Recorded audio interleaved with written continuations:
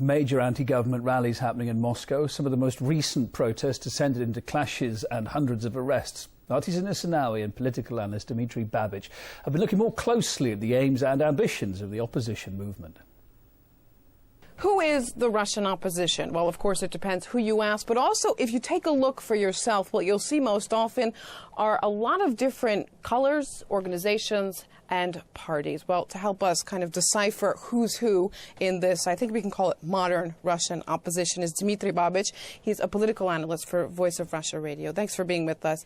I want to start with Alexei Navalny and Sergei Udaltsov, just because they're the most well-known at the moment. They're constantly getting arrested and being released. Just briefly tell us who they are and why they've become the prominent leaders. Navalny is not a typical leftist populist like Udaltsov. He is more into anti-corruption and nationalist tilt. Let's focus on the flags for a bit. Looking at this video, this is Sunday's protest, which for the first time turned really ugly.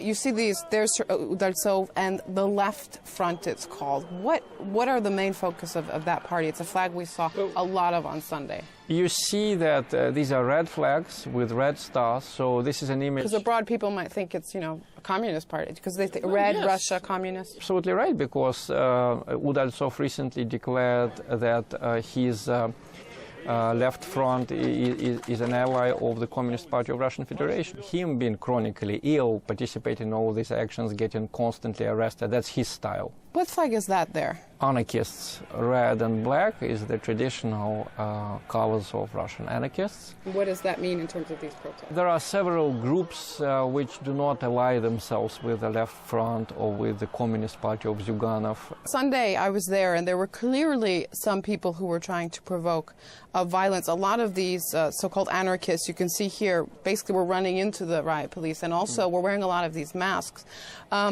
Let's talk a little bit more about the nationalist flag that we see sometime. I believe it's white.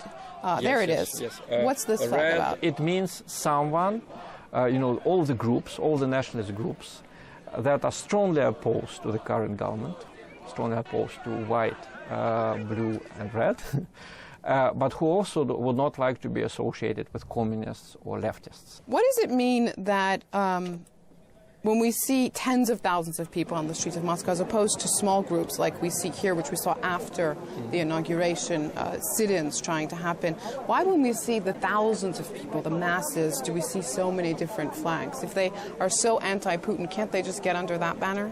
All these groups have mutually exclusive views. They are not simply antagonistic, they are not simply contradictory, they're just exclusive. The nationalists accuse Putin of being a liberal. The liberals accuse Putin of being a nationalist. The leftists accuse Putin of burying the Soviet social system. The liberals accuse Putin of reviving the Soviet imperialism. So they can't agree on anything. The only thing that they can agree on is that they don't like Putin and they want the current Russian state to collapse. That's about it.